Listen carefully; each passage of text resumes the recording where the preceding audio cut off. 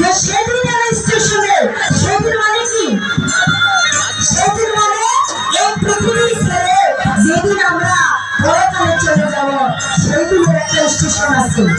ওই স্টেশনে কি যারা জমা দিতে পারবে, যারা সঞ্চয় জমা দিতে পারবে তারা কিন্তু তাড়াতাড়ি পার হয়ে যাবে।